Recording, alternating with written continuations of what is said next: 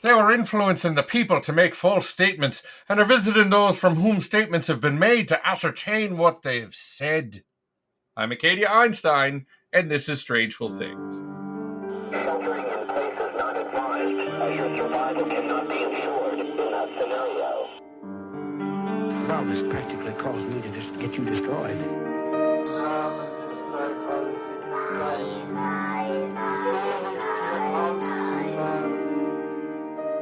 Unsolved, unresolved, and super complicated.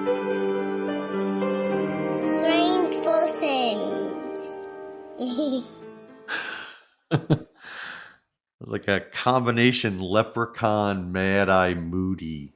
That's right. We're going to be doing a lot of that because it's Christmas.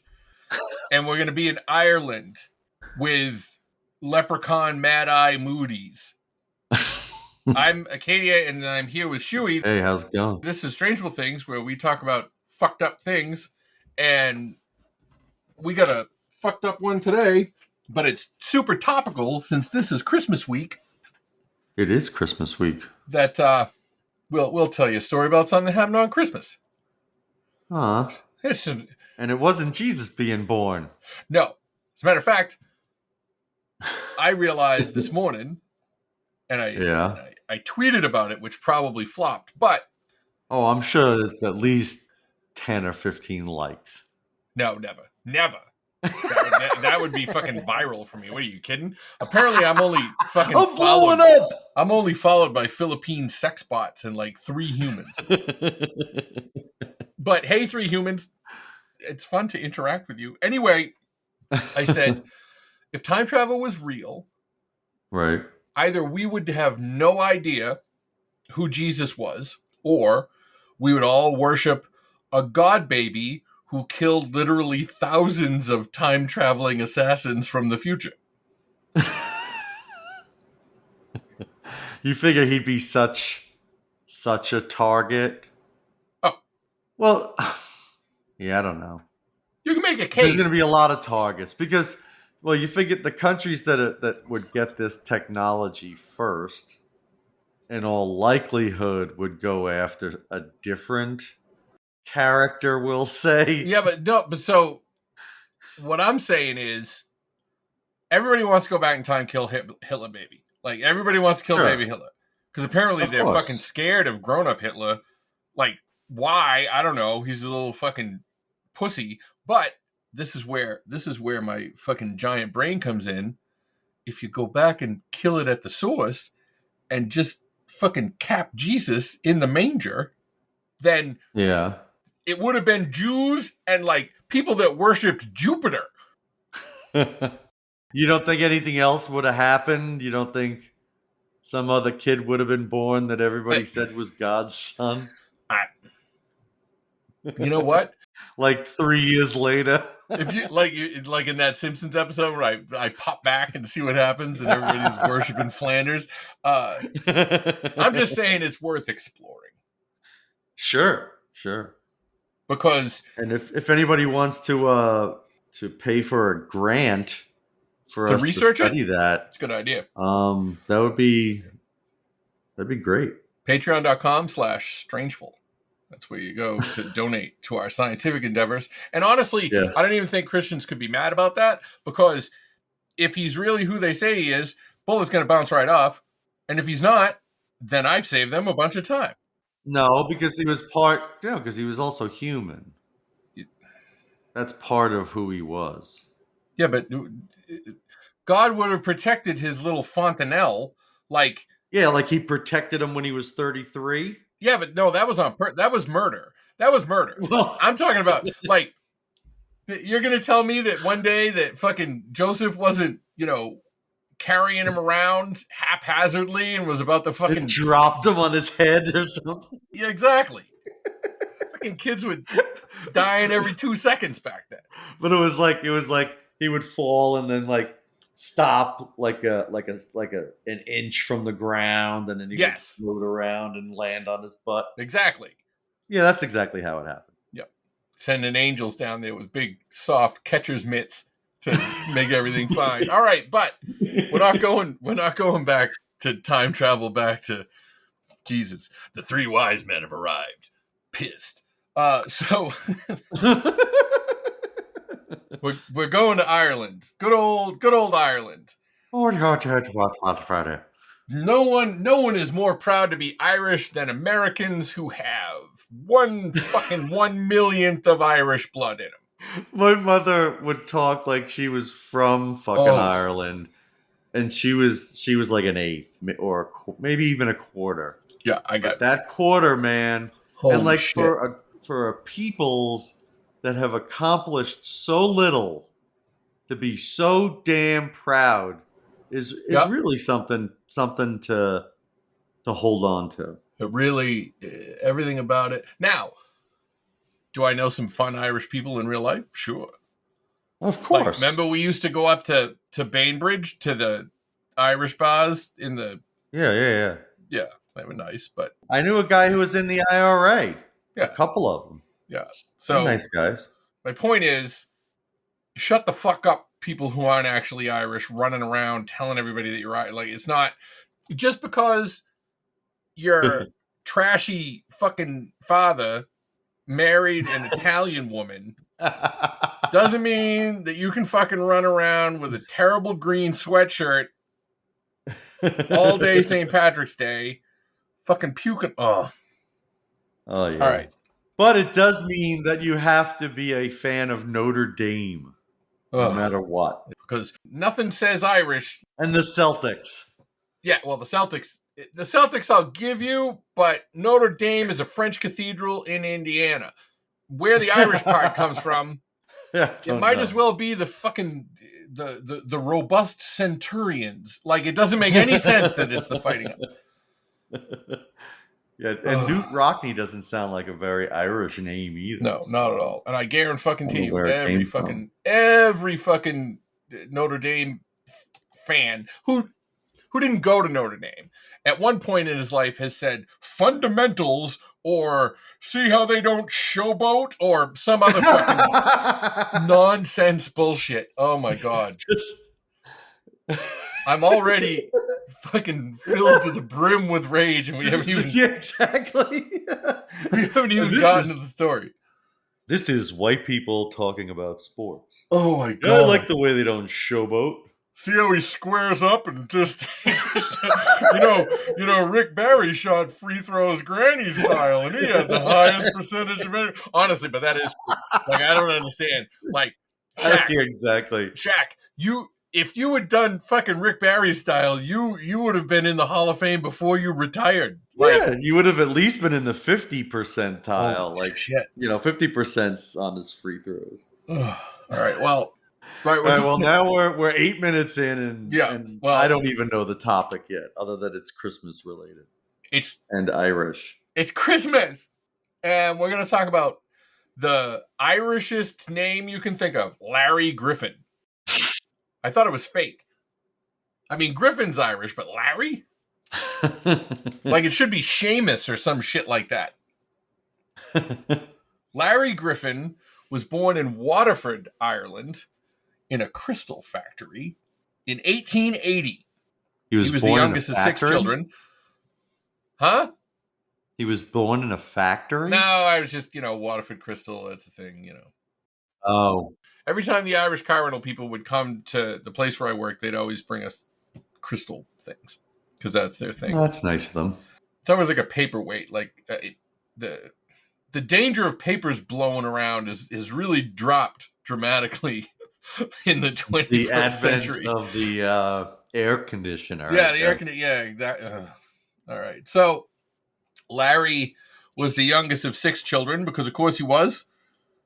Because not only is Ireland the Catholicest country, may make a claim to be more Catholic than the country of Vatican City. I'm sure they would argue it if they could, but you got to have a lot of kids because what else are you going to do? And in 1899, good old Larry enlisted in the Royal Artillery Regiment of the British Army. Oh, Larry. I know. going to fight in the Boer Wars or something. Yeah, well, he served in India Ah. for 6 years, and then later on, he fought in France during the First World War. He was a bombardier. Ooh. Which I always assumed was the person that dropped the bombs out of a plane. But since That's what I thought. The rank of bombardier has been around since the 16th century, it's not that. I know in one of the video games, maybe Civilization, there's a bombardier, and it's like grenades or something like grenade. No, that's grenadier. Oh, okay. Yeah, that's what it is. No, well, the bombardier is the guy that actually puts the ammunition in the gun. Oh, okay.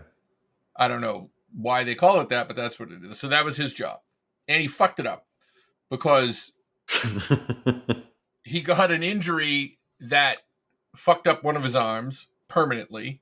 Uh-oh. Maybe he forgot to take his hand out of the gun after he put the shell in it. I don't know. There's many things that could happen. Oh, look at the Irish. Just working manual labor jobs, yes, or just fucking walking around your house, the number of terrible injuries you can sustain is frighteningly high.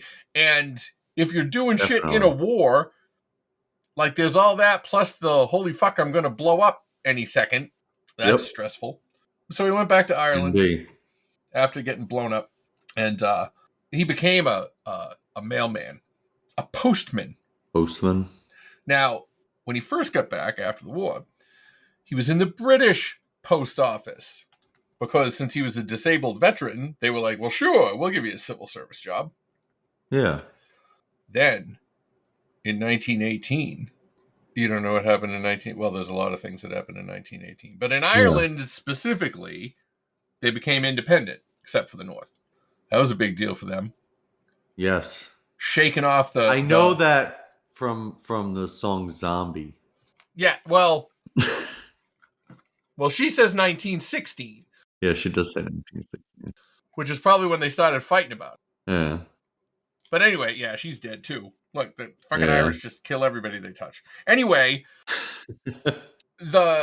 he kept his job as a postman, even though now he worked for the Irish National Post Office. And I gotta say, if you were part of an established country and then you just go, nope, no, we're not anymore. Like, how awkward is that? Like, just think about the post office. Like on Sunday, it's the British post office. Then on Monday, they're like, well, we got to change all the stamps. And the British post office guys are probably like, well, did you get new stamps? Because, that's a thing. If you're going to be a country, you have to have stamps. Yeah, don't worry about it. You have to have your own stamps. Yeah. And your own money and... British, well, we still have our stamp. Get out. Like, I'm actually genuinely I don't know how that works. I would think there's probably, like, unless you won your independence by war, I would think there's probably like a period of time. A transition period? Yeah, where maybe both countries' things are accepted. Like what's happening to Hong Kong in reverse? Yeah, like how they did the euro, for a while there was the euro, plus you could still use your own currency. Fair point. So before he went and did all his war stuff, or while he was in the army, he married his wife, whose name was Mary.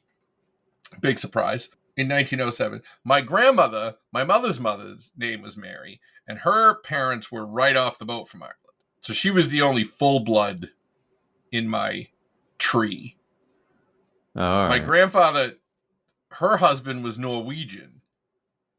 Huh. And I asked him once about being Norwegian. He's like, the only place I ever lived was America, so how the hell would I know? And I'm like, fair point. The closest relative to me is my great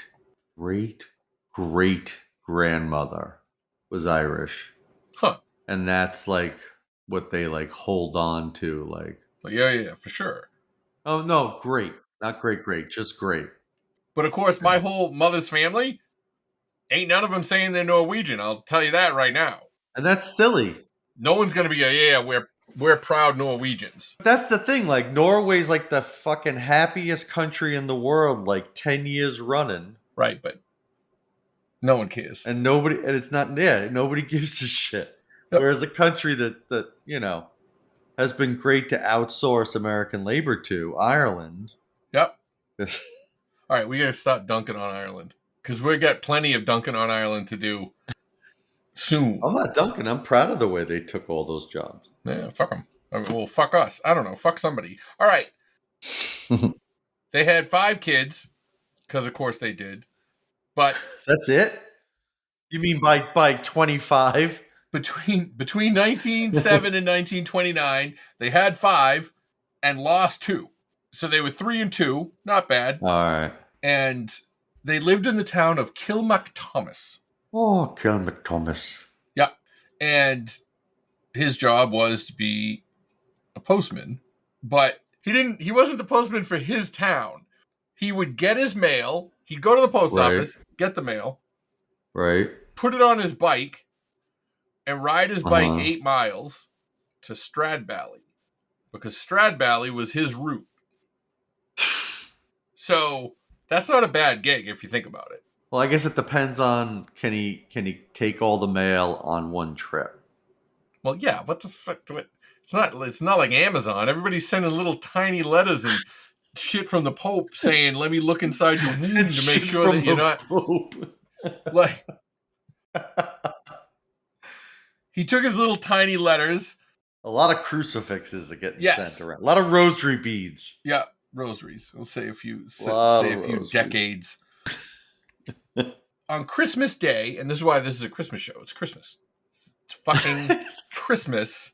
On Christmas Day of 1929, Larry went to fucking work because it was Christmas, but fuck, people still needed their mail apparently.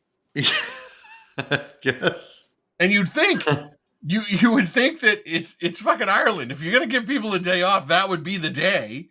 Yeah, exactly. You know what I mean? But nope. Fuck it. Get on your bike, Larry. Now, he went to church in the morning, of course. Right. And dropped off presents for the neighbors because he that was nice of him. Here's the thing. Larry has his faults, but he's not an asshole, as far as I could tell. Which means something bad must happen to him. His son and daughter were going to go to a dance that night, and he told them specifically... Not with each other. Well, no. I don't think. Well, yeah, they went with each other, but they weren't a couple. Okay. He told them specifically, don't leave until I get back, because I might have a little money to give you to go to the dance. Aw. To get some whores. Good dad. So, back then, like now, it was traditional to give the mailman or letter carrier or post person or whatever a handy, a little something for the holiday. But since this was olden times, instead of just like shamefacedly sticking a card in your mailbox that you hope they realize is for them, they would like invite him in and say, "Oh, hey, look, no one gives a shit about the mail. It's Christmas. Come on in and eat a whole fucking lunch." And like sometimes they'd give him money, sometimes they'd give him booze. He ate with 2 different families, like whole Christmas dinners. What a time to be a mailman. And there was one farmer, Cliff Clavin, named John Cunningham, who would eventually come to America and give birth to Howard, who would start a hardware store in Milwaukee and change the world.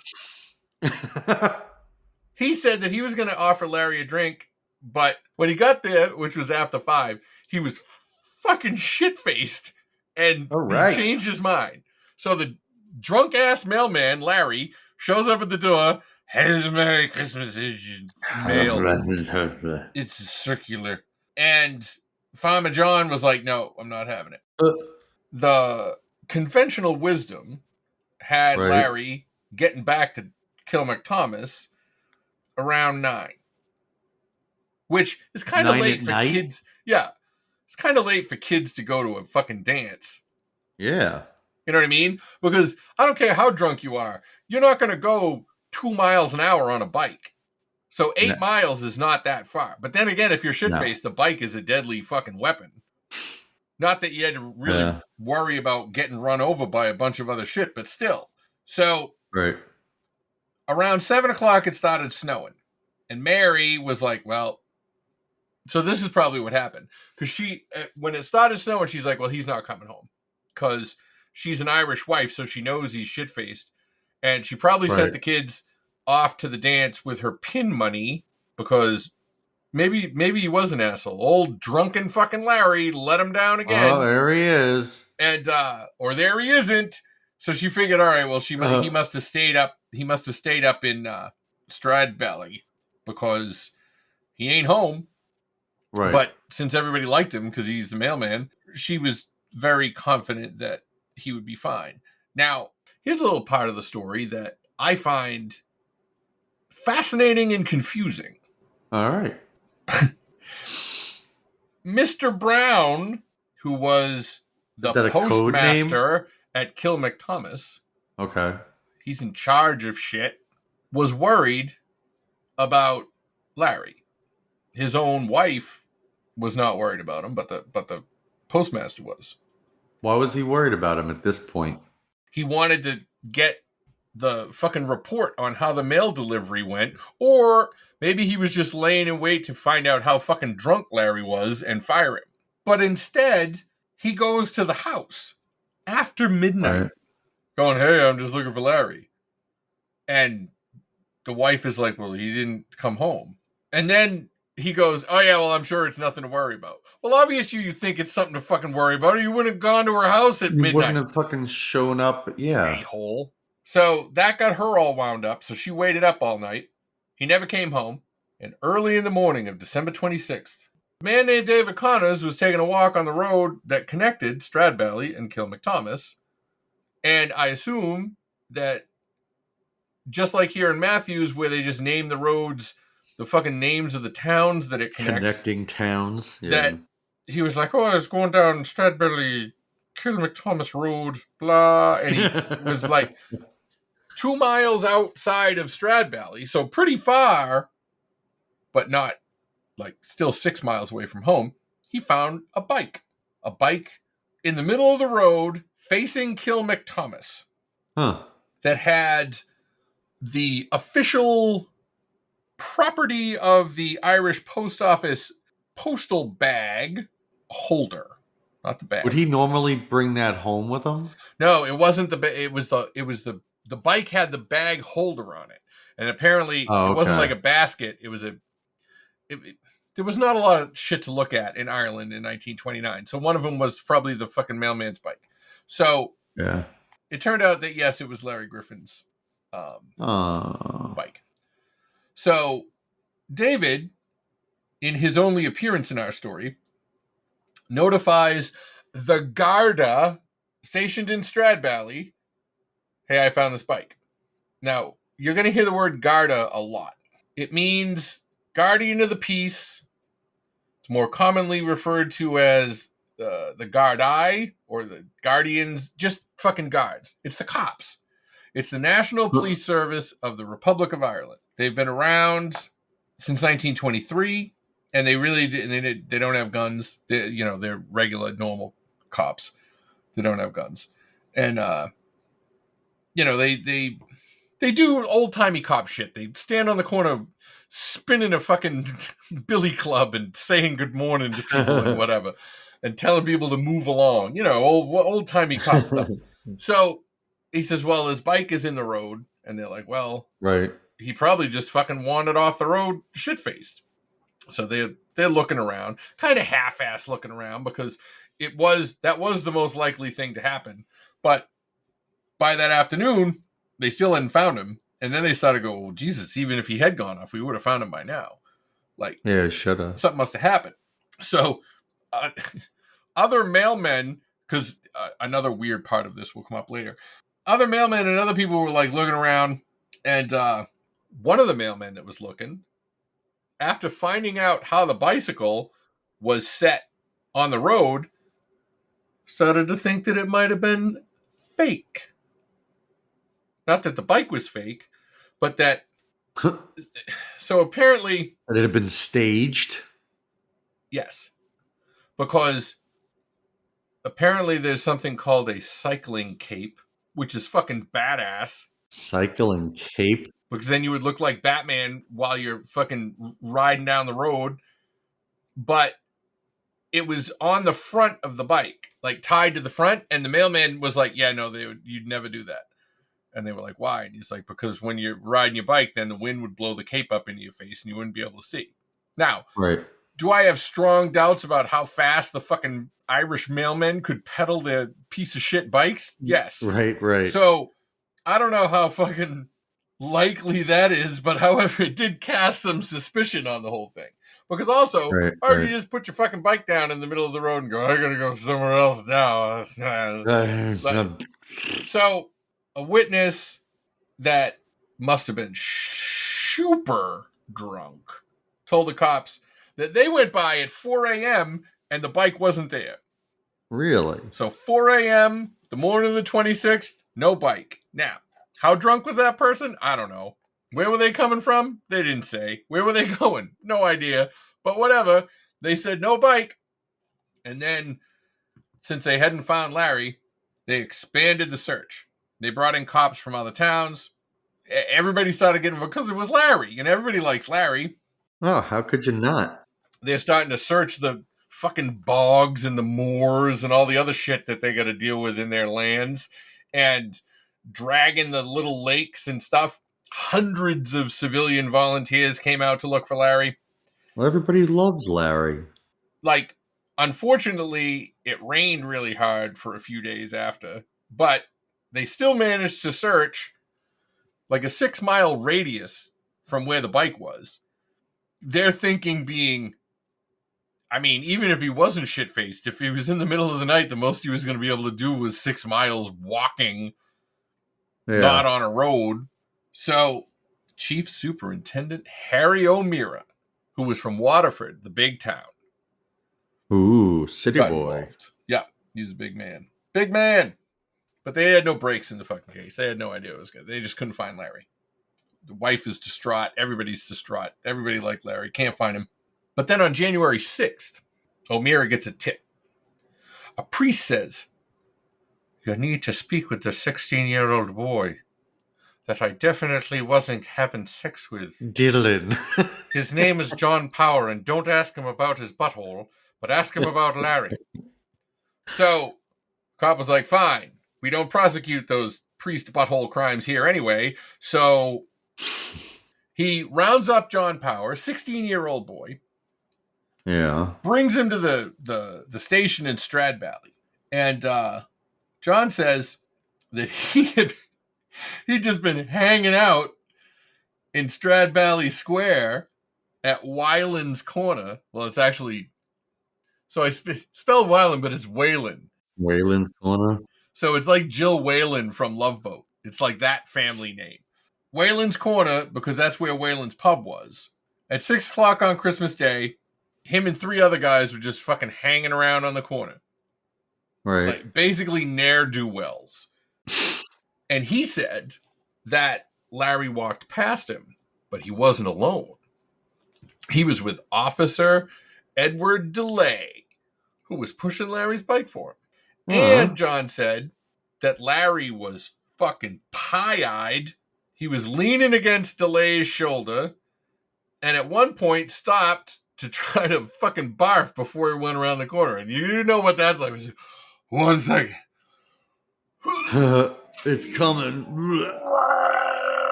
I got the hot spits. Oh, they're coming. Just wait.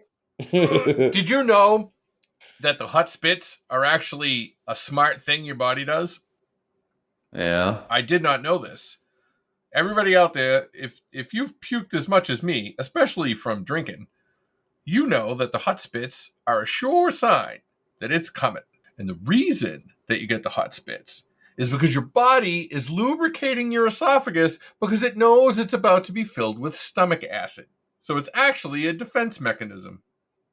Huh. So how about that? Look at that. The more you know. The more you know. So anyway, Larry, drunk, goes around the corner, and that was the end of the story because they were ne'er-do-wells, but they were also lazy ne'er-do-wells. They weren't going to be following people around. So the cops went out and they got the other 3 guys that the kid was talking about, and they all said, oh, same thing. Same story. They said that Larry was with Officer DeLay. Right. Now, DeLay had reported, because remember, all the cops were doing all these questioning of everybody. Right. He said that a witness had seen Larry on the road to kill McThomas a mile outside of town, which implied that he had already started home. So is he saying that what the other guys said about him being with him? He contradicted what the ne'er-do-wells said. Okay. He also was adamant that Larry wasn't drunk, that he was stone fucking sober. Really? Because O'Mara, the chief, went back to DeLay afterwards and said, hey, well, we just found out from these ne'er-do-wells that, you were seen with him or whatever like that. So DeLay was like, oh, yeah, but he wasn't drunk. I did see him outside of the post office. Because in a fucking thing I can't understand, the most puzzling part of this case is if there was a post office in Strad Valley, why did fucking Larry have to get the mail in the other town and bring it to Strad Valley? Like, wouldn't the big wagon that brings all the mail just go the extra 8 miles? Right. That baffles me. I mean, maybe it was out of I don't know. Maybe they just felt bad for Larry and they wanted to keep him in shape. They knew that if he went home and couldn't work, that he'd just turn to drink. Plus, he had a withered arm because of the Bombardier accident. So the whole Bombardier thing. Yeah. So DeLay was like, yeah, no, I saw Larry around 6:30 outside the post office, which was next to the Wyland's pub, which was the corner where the ne'er-do-wells were. And he said that he previously didn't say anything when asked about it because he, quote, didn't think it was important. Oh my God. Even though he, the cop, was apparently, up until the point where they found the ne'er-do-wells, the last person to see the missing person alive. And yet the cop didn't think it was important to fucking relay this to anybody. Now, when pressed by O'Mara, he said, well, first of all, Larry was super sober. And we walked up to Kill McThomas Road and around the corner from where the ne'er-do-wells were looking at us. And Larry had been pushing the bike. Now, we're gonna hear a lot of lies. There's a lot of lying little Lucky Charm fucking liars. Because the first one's gonna say pink hearts, yellow moons, and the next one's gonna go red hearts, blue moons. They're just gonna lie. But why would you, in a thing that doesn't matter of who's pushing the bike, why would you say the opposite of what the witnesses who have no reason to give a shit about anything, why would you just say the opposite? Yeah, I don't know. Yeah, they're crazy. They don't even know who was pushing the bike. You can't believe those ne'er-do-wells. So he says, yeah, I walked Larry up a ways. We were talking. Super sober Larry. And then I was like, all right, well, Larry, I don't live in Kill McThomas. I live in Strad Valley, so I'm going to go back home now. You go ahead. Bye. And then DeLay says he went back and went by the ne'er-do-wells. Yeah. To go to the pub. See, because Sissy Whalen. Right. Because this was a family pub. It was like Bob's Burgers, but a pub. And she worked there. And DeLay was sparking her.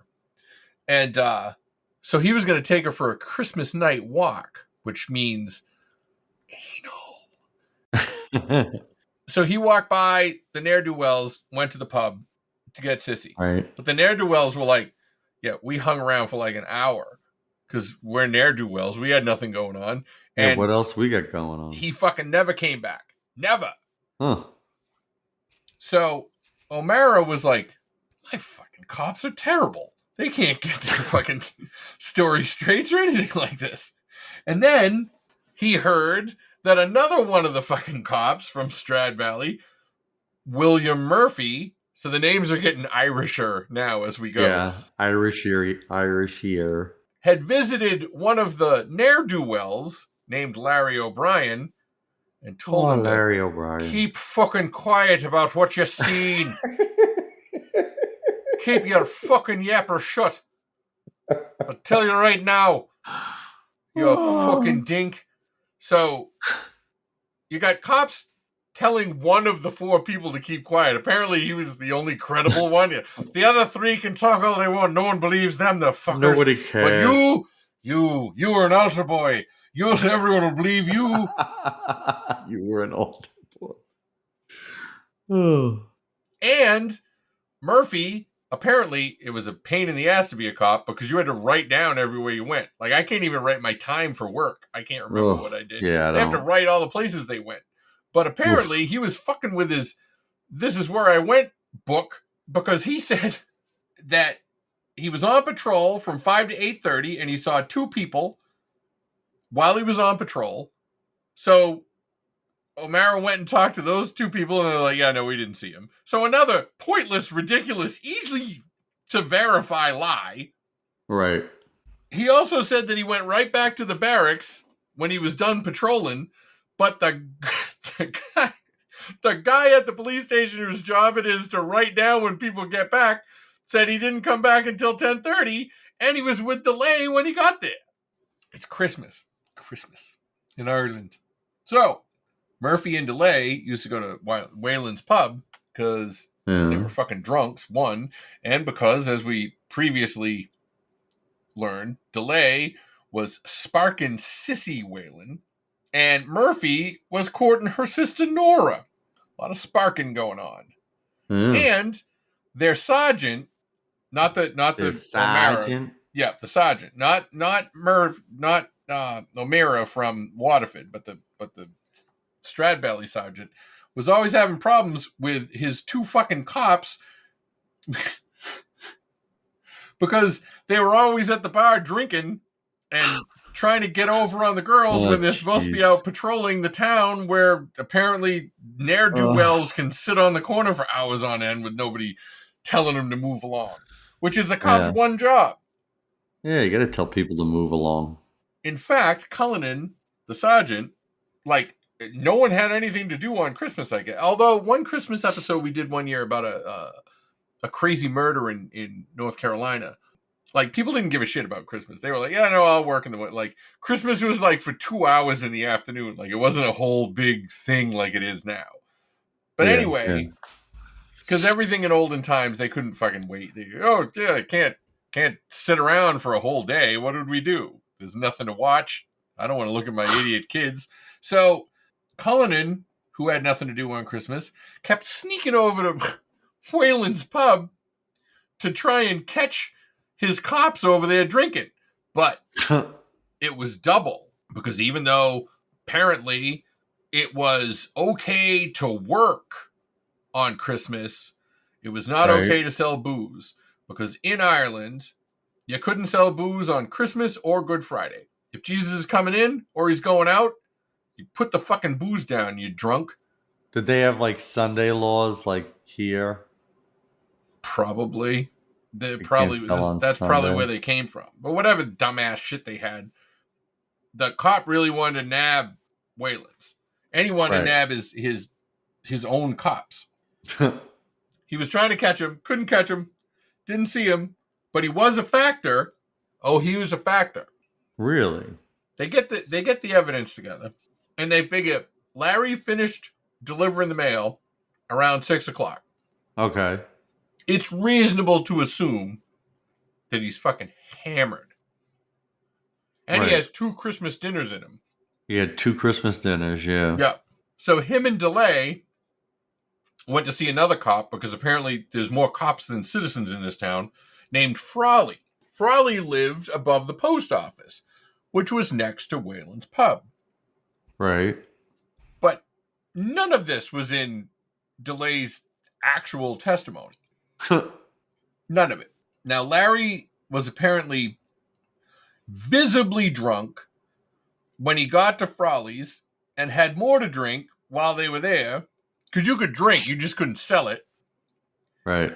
And the two cops were like, well, what the fuck are we going to do with Larry? Because he is definitely too drunk to go home.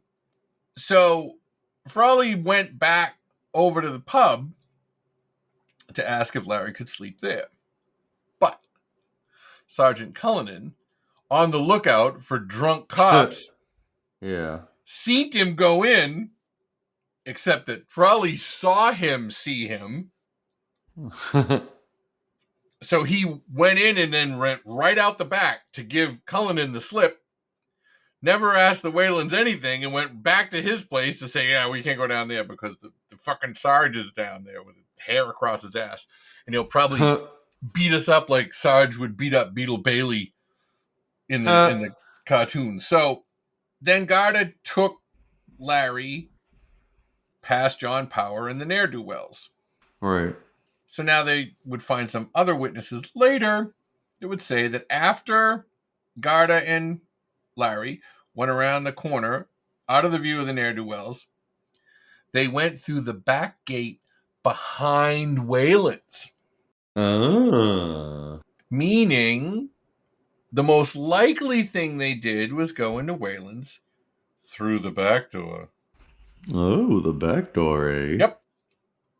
So Whalen's pub, apart from being apparently the only fucking thing in the town, other than the post office and the street corner that the ne'er-do-well sat on, had to have something to do with it.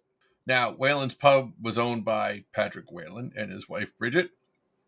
He would put a funny burger of the day sign up every day. He had precocious kids that were much too young to be dating cops, but apparently they were. But the place wasn't doing great either because I assume, like, it was 1929, so I assume everybody had the Depression. I don't know how that worked. But anyway, well, it only started in 29.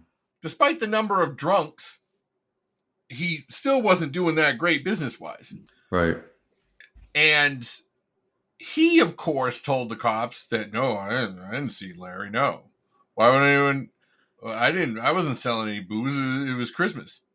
Yeah. And that was what he told the cops. Except that then they found out that when people that knew Larry from Kill McThomas came on the 26th, right, looking for him, this fucking dum-dum had said, oh yeah, no, Larry had been there and he was really drunk.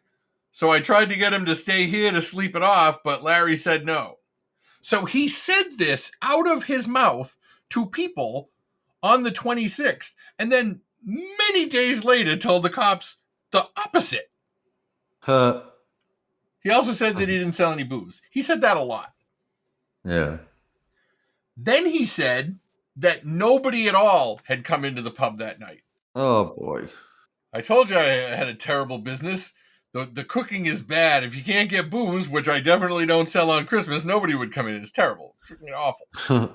Now, Eddie Dunphy and Jack Calvin, who lived in the town and apparently... So we're going to get to a point where it's kind of quaint because it almost becomes like The Simpsons, where instead of knowing the people's names, you just have to know their occupations. Like we know it's Principal Skinner, but if it could just be Principal, we'd be fine. Like how Comic Book Guy is Comic Book Guy. But these two other people, Eddie Dunphy and Jack Calvin, said, yeah, no, we were in Wayland all on Christmas. But we sat in the kitchen, so we didn't see who was out in the main room. But they shot poor Patrick Whalen's story in the ass. Right. Then they said, we're getting one of my favorite parts. They also said that Sissy Whalen was there. Oh. And here comes Officer Garda with his fucking shifty ass story going south again.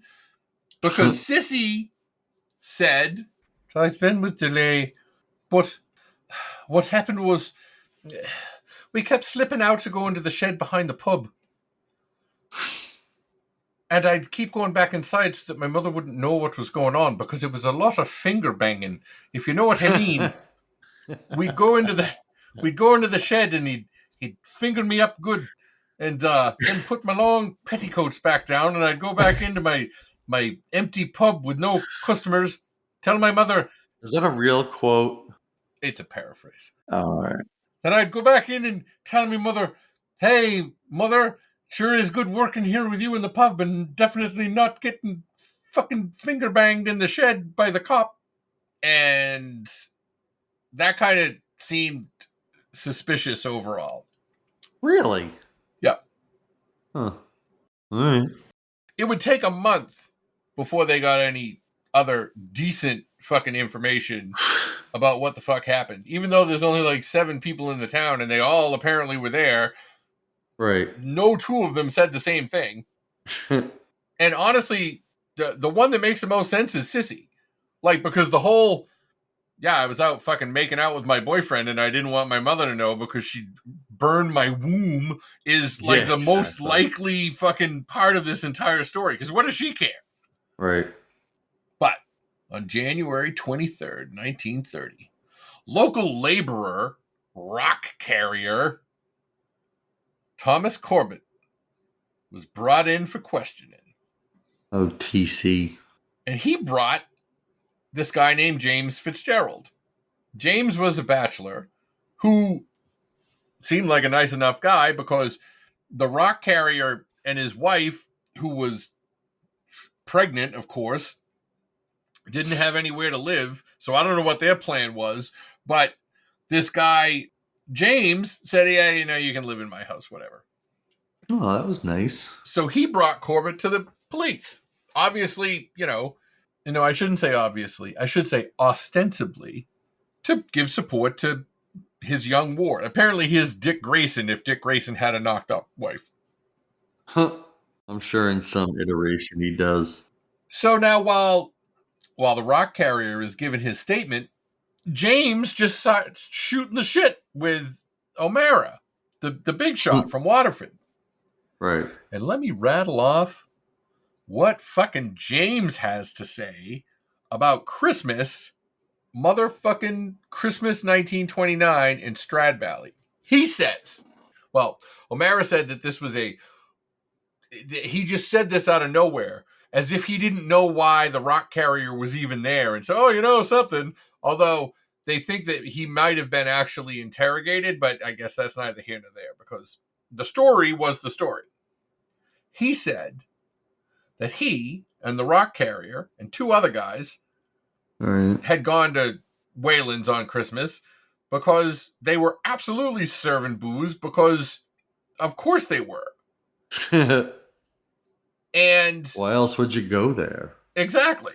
And he and the rock carrier had seen Frawley and Sergeant Cullinan, because Frawley was the guy that was going to go in and see if Larry could stay there, but then the sergeant was onto him, so he just snuck out the back with the old dipstick. Right. And since Thomas, because it was still illegal to be drinking in the pub on Sunday, right, the rock carrier, saw the coast was clear because all the cops were leaving the pub.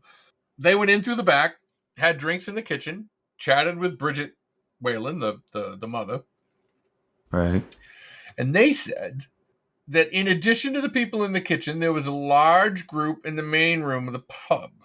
And at one point, one of the people, who was super shit-faced Larry Griffin, dropped 3 coins. Just dropped his money because he was shit-faced. Right. Doubloons or whatever they had. Punts. Irish punts. That's what they were called. So anyway, Ned Morrissey, literally the local grave digger, so he's my hero in this story,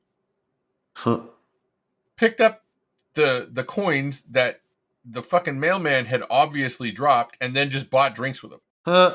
And not drinks for the mailman. He was just like, finders keepers. Too bad, loser. Those were the coins you were going to give your kids to go to the Christmas dance. But guess what now, fucker? I'm going to put them right down me gullet. And wow, what an asshole. So Larry was like, you listen to me, you son of a bitch. I'll punch your mother right in the twat.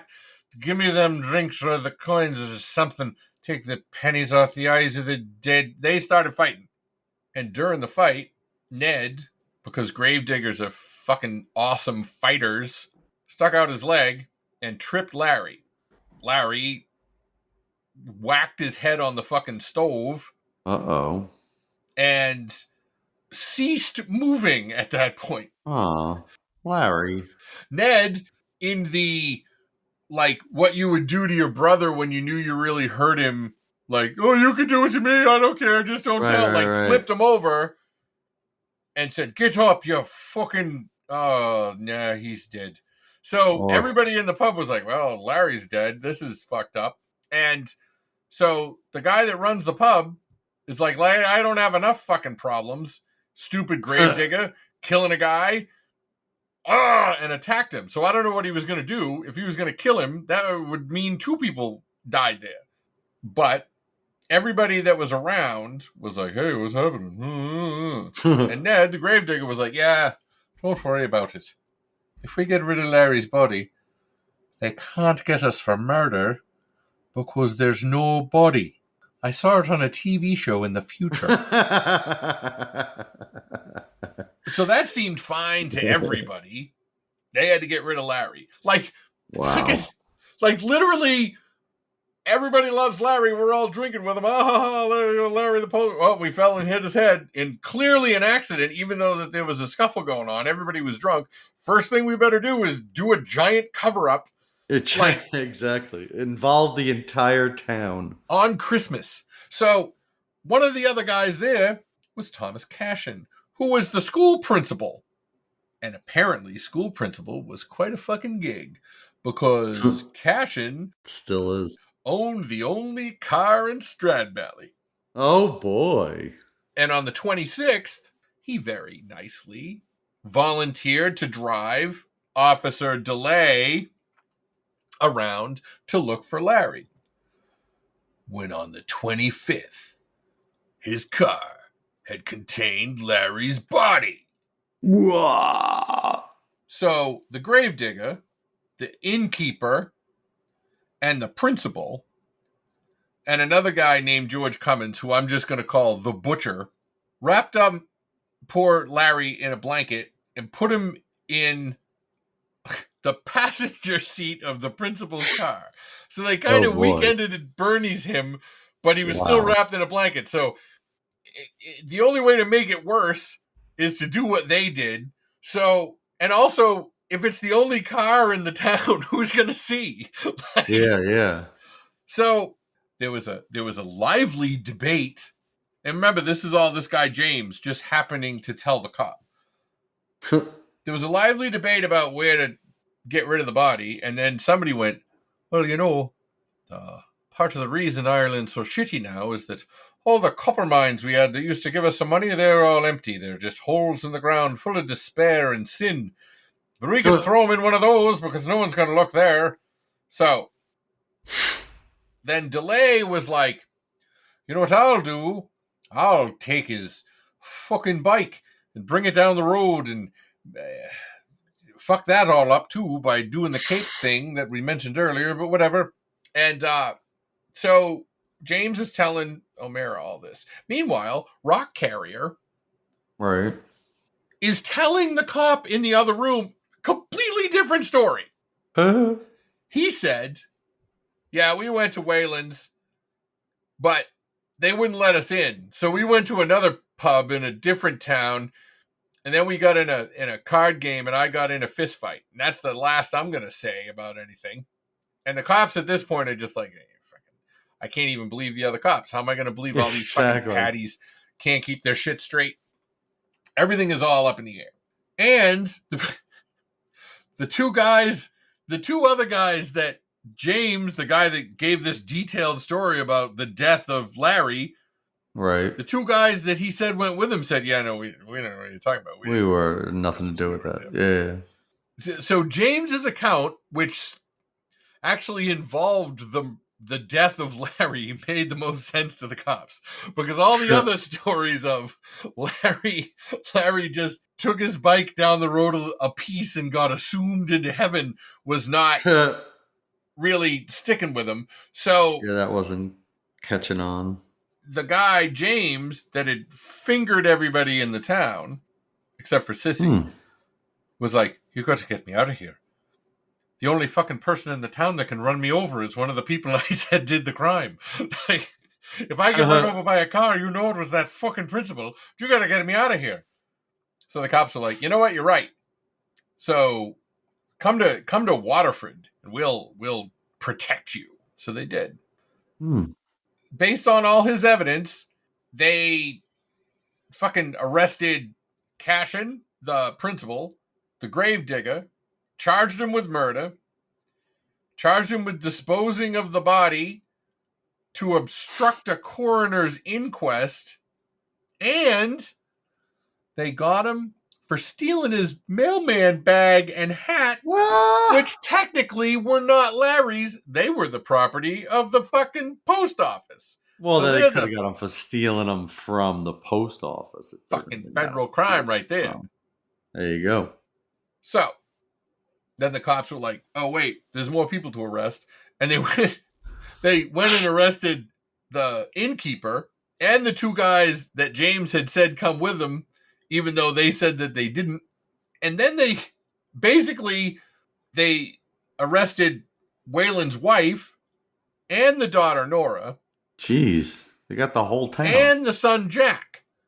So the only two people that didn't get arrested were Sissy and the youngest son, who really wasn't a factor. So they had no issue, like, oh, don't worry, you're young enough to slip off to the barn to make out with the cops, so you can just run the pub by yourself and raise your brother as your own. Then they arrested Officer DeLay and Officer Murphy. Oh my God. So by February 3rd, they had 10 people in the fucking clink. And they were excited because they had James spilling it all out. So, they have all those hearings before the trial. It's like you can't fucking just get it right in there. You got to fucking fumble around, poke them in the fucking thigh a couple times. Decide all the rules. Yeah. So they're like, all right, well, don't worry about this because we've got our fucking bombshell witness, James Fitzgerald. They throw him up on the stand and say, what happened on Christmas, James? Just tell us what you told us this morning. When we talked about it this fucking morning, James. Oh, I don't know what you're talking about. Well, apparently, fucking Michael Corleone had brought James's brother from the old country to sit in the fucking audience like that guy in Godfather 2, because yes, he said, well, we did go and get a drink, but they said you couldn't drink inside the pub, so they just handed us out the window like bottle service, and we went on our way. That seems likely. And then he said the thing that the rock carrier said, that they went to a different pub, and then they went to a poker game, and then there was a fist fight. So the prosecution, at this point, clearly throwing their papers up in the air in disgust. Right. Start asking him all sorts of shit about what about you testified this, you testified that, and blah, blah, blah, blah, blah. And apparently, even though he didn't have anything to do with any of it, he did somehow know, and I couldn't fucking find it because I was not going to sift through old fucking court documents that I probably couldn't even find, that he knew that Larry was still breathing when they took him out of the pub.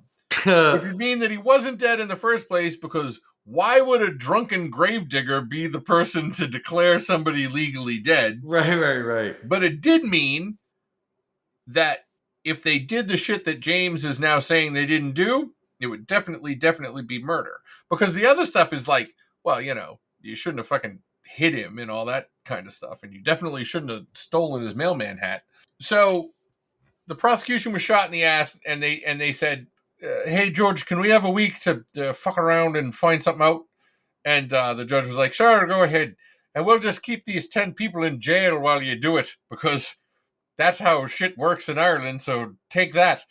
Their big plan was they were going to find Larry's body, because without a story about what happened to Larry's body, they really needed Larry's body, and they had not been able to find it yet. But they did, and I'm going to say it right now. You could make fun of the fucking Garda and all their liars and everything like that, but they did one of the smartest, fucking pieces of police work and we have done this show for a long time, and we have covered a lot of dumb cops doing a lot of dumb shit. So did they check the copper mines? Yes. I don't know how fucking hard that must be, but you know what else they did? What? At night, the cops dug up 24 graves of people that had been buried since Christmas in 6 different cemeteries to find out if fucking Ned the gravedigger had just slipped Larry's body in with whoever was legitimately supposed to get buried. Yeah. That's smart shit. Did he? No. Oh. They never found him. So then, on February 14th, the prosecution had to go back and be like, yeah, all we have now are these shitty witnesses that all suck because we lost James, and essentially what came of it was absolutely nothing. The prosecution kept trying to hope that they were gonna, find the body. They never did. They had a cop that was saying some nonsense about blood evidence that really didn't mean anything because they didn't know what DNA was, and as far as they knew, blood was also jelly. They didn't have everything good. Even though they had all these false statements, provably false statements from the witnesses and everything like that, they just basically recanted and everything. Yeah. Even though later on, a couple of the fucking witnesses said, we saw him doing this, we saw him doing that, blah, blah, blah. At the end of the day, they had to let them all go. All right. The town that killed the mailman, Stradbally, Ireland, who apparently, which is kind of funny, will go out of their way to physically be, and this is another thing, this happened in another case, I can't remember which one. Oh, it's Nubtown, Nub City. If people come sniffing around Stradbally wanting to know, hey, are you the ones that killed the mailman? They'll just beat you up. They don't want to. They don't want to have nothing to do with it because people are still interested. Yeah. But nothing. It's a mystery that's not a mystery. And they never found his body, huh? Nope, never found his body. The only bright spot, well, there were a couple, I guess. The Whalen family did. Oh, the cops got fired, by the way.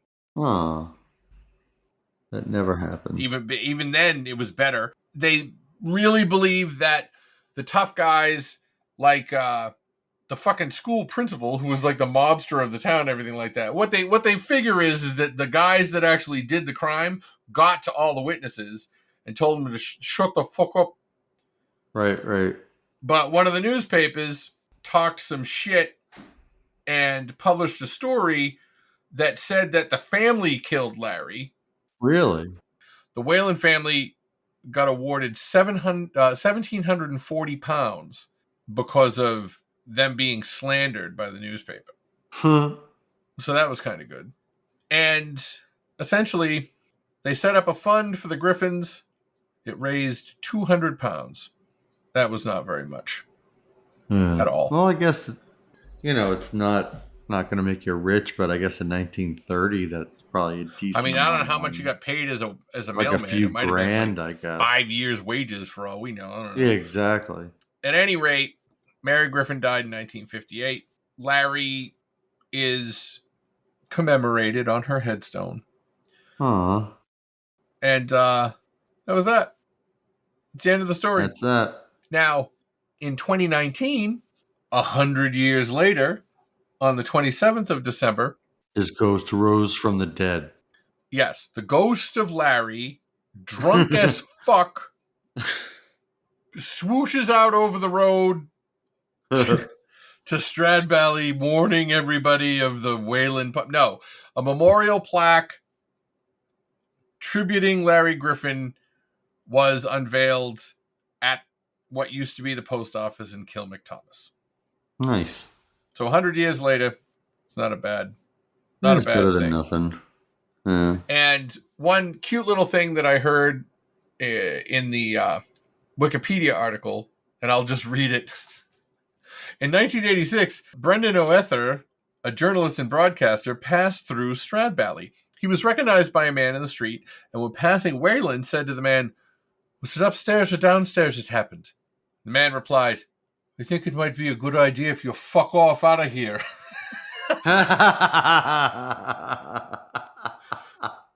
It was 1986. Oh, that's awesome. And they still, so then another. They're still like pissed about. Oh my God.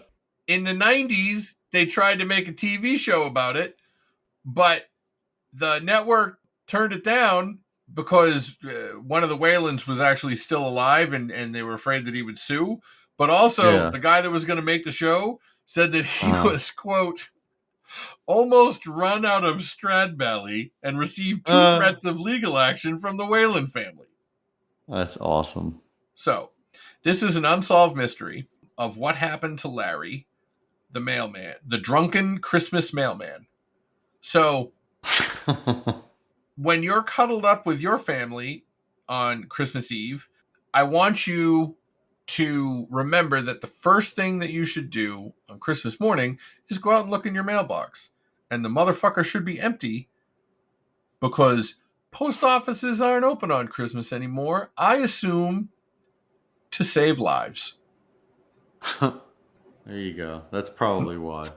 That's the story. Try to avoid more Larrys. That's our Christmas miracle. Hallelujah. What do you think of that? You didn't see that coming, did you? No, not so much. That's right.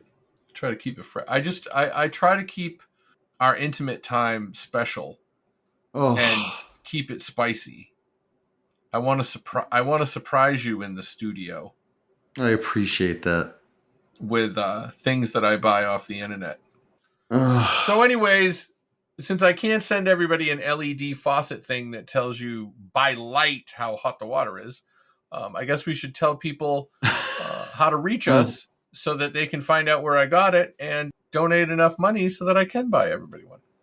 Yeah, go to allmylinks.com/strangeful things, and that'll show you where we are on Instagram, Twitter, our individual pages, all that kind of stuff. So, and remember, my Twitter is at Acadia, just Acadia. And the reason that I am pointing that out is because the other day there was an incident and I got tagged in a tweet from somebody named Acadia Hut 69. That's hot. You sure that's not one of your other personas? No. They said, "Hi, I'm Acadia Hut, and I sell all my Hut original, personal, tested, certified, and verified content, photos, videos, and video calls," and then gives their Twitter and their Instagram. So, wow. I am not affiliated with Acadia Hut. I don't know. Yet. I don't know. You seem to be doing a lot of talking about him. You know what? Oh my goodness, I just clicked her account. Do not click that account if you are at work. You will get a lot of posts of the exact same picture. That's really kind of weird and a little hypnotic. Anyway, folks, you have a marvelous Christmas. We're going to do everything we can to make sure that you get this episode before Christmas, because you know what? When you're done wrapping the presents and you're sitting around under the tree, you could be like, "Hey, I want to hear about a mailman that died." All right. And while you're doing that, make sure to keep on flapping. Bye-bye.